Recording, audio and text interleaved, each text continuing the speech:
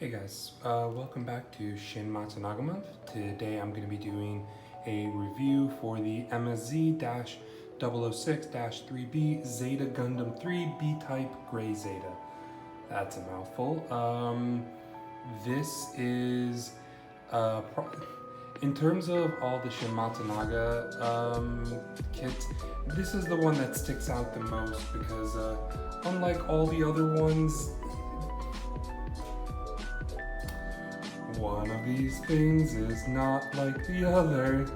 I mean, it clearly does not mesh with all of the other kits in terms of all the other ones are pretty much white, gray, and black, and this one is a very stark yellow slash orange. But as I believe I mentioned in the lore video, this is, okay, I'm going under the assumption that the pilot is Shin Matsunaga. I discussed it in that video, but the whole joke behind it was he didn't like the color, but this was the most practical color, but it wasn't the one he wanted, so it just was the joke that they called it the Gray Zeta. But yeah, it is, because the other kits I took a look at this month are Zaku's and the Gelgoog, and this one sticks out because it is definitely the most unique looking. It is in terms of color scheme, it is very different, but it is a Shin Matsunaga kit. So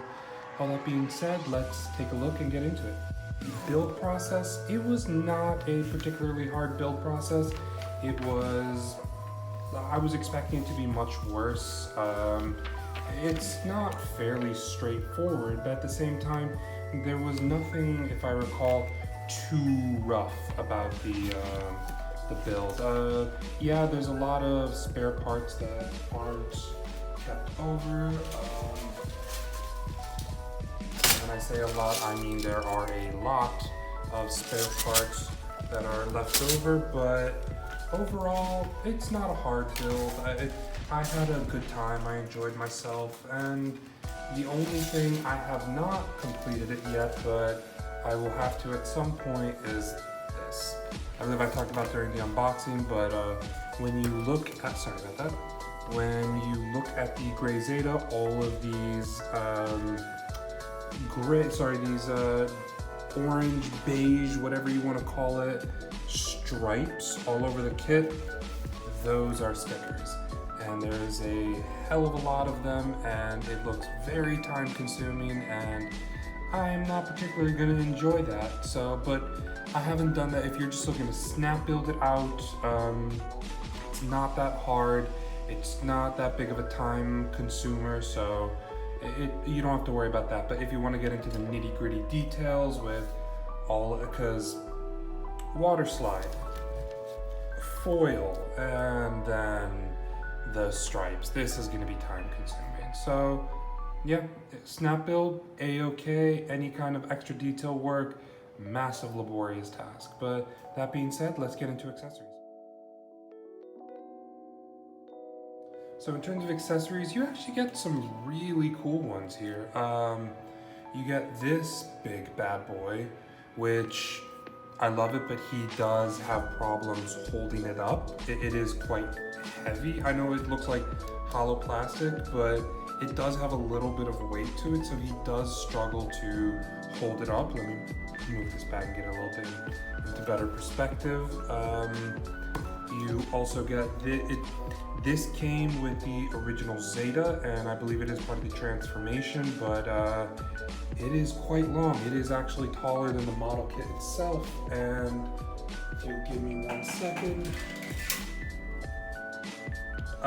it's almost the same length and size as the rifle that comes with the Nightingale, which I believe is the biggest weapon I have ever made for Gunpla.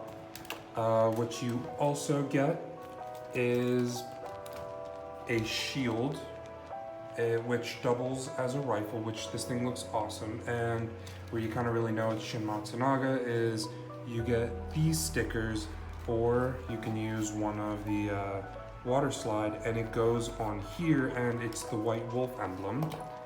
But then you also get the standard Zeta shield that would come with the standard master grade that just plugs into the back of the arm, though it doesn't really do much. It doesn't look that great as a shield. Let me just plug this in real quick.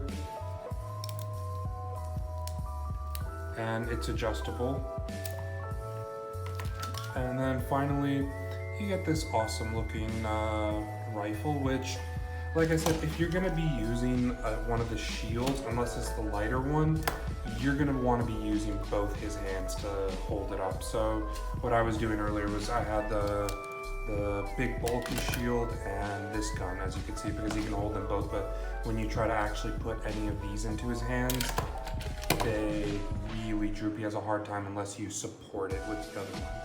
But that being said, oh, and sorry, just really quick, I wouldn't usually talk about this in terms of an accessory, but you get the same stand that comes with the standard release Zeta model, and it's massive. This thing, I cannot describe to you how big it is, but you get some launcher pad in here as well, so you get some really dynamic, cool poses, like he's vaulting out of the ship. Wouldn't be the Argo because it's not the real Zeta, but that aside, this is an accessory in its own right, but it is massive. This thing takes up almost an entire length of a shelf depending on the size if you just have a standard bookcase. And just really quick, you get 2 beam sabers. All that being said, let's move into articulation. So in terms of articulation, there's going to be a lot to talk about because this thing's got some weight to it, but let's see if the articulation holds up. You don't really get a full 360 on the arm because it's kind of, I guess you do, but depending on how you're putting the little back shield, it's going to be kind of hard. But you can get a 360. This is going to be nice bend in the elbow. You get a little articulation on the little flap here. Side skirts. One sec. Side skirts come out about that, but I've noticed this. It does have a tendency, a little bit of a trouble to stay on, but you do get some nice articulation there. The front skirt comes up almost the whole way. The back skirt moves up almost all the way, but you gotta remember the backpack might get in the way of that. Yep, that's what I was talking about, where it has some problems popping off. You have to remember, this is a transforming kit, so yeah, there's a lot of articulation, but keeping it locked in place might not always be the easiest because it can struggle because it has the double function of it might need to snap out of place for the what's it called, the transformation. But you got articulation here on the little bumblebee wings. The backpack can move up and down that much. I believe these pop out as well, or maybe just with the transformation, but you get this pops up in terms of you get about that much of a crunch, not that much of an arc. Head can go all the way around, and it comes down not that far. In terms of the legs, pop this up real quick. Ooh, nice kick here. And for the knee, a weird ratchet feeling, but you get about that much out of the knee. You get a little bit of articulation out of the little flap here at the foot. You get about that much of a pivot, and you get a little bit of toe articulation, though at that point I wouldn't even call it a toe articulation, but the foot goes back almost the whole way, but that is part of the transformation. But I'll pop that back on in a second.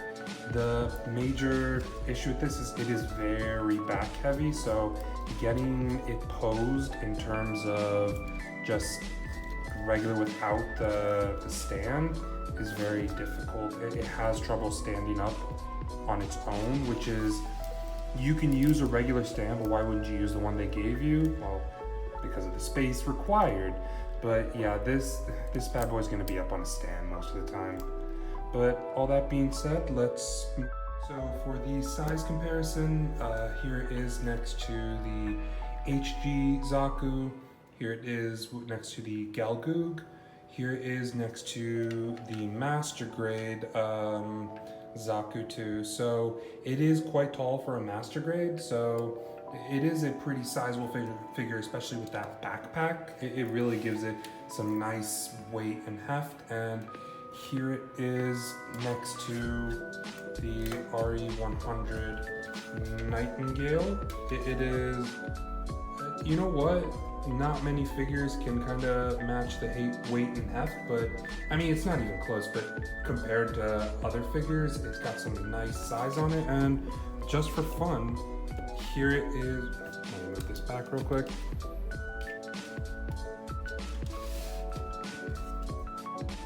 Here it is next to its own rifle, which beats it by several lengths, and I believe you can even extend this thing even further. So yeah, in terms of size comparison, you get some nice size on here, some nice weight, some nice heft. It is a healthy figure. So that about does it for the Master Grade Gray Zeta. I would recommend picking up this kit even if you built the regular Master Grade Zeta. It's because there is enough unique aspects, like the backpack is entirely different. You get some really cool weapons that aren't in the original. Transformation, I'm not going to show it on screen. I'm not a big transforming guy. I know that might piss some people off, but I'm not really big into transformations. But yeah, this is a really cool kit. It's P-Bandai, so you might struggle to find it, or if you do, it's going to be a bit of a premium. I got mine from P-Bandai, but I live in Taiwan, so it's a little easier for me to get these, but from the website. But overall, I would really recommend this kit. It is definitely unique. The color scheme is not something you would normally see, just this. A lot of people don't like it. A lot of people find it garish, and I can see that, but I really like it because it most definitely pops on a shelf, and it looks awesome in my opinion. I really like it. Not looking forward to getting all this done, but you gotta do what you gotta do. That being said, keep an eye out for the next video in Shin Matsunaga month, and like, comment, and subscribe if you enjoyed. Alright guys, take it easy. Gandamu, Gandamu, Shmo, da da da da da da da da da.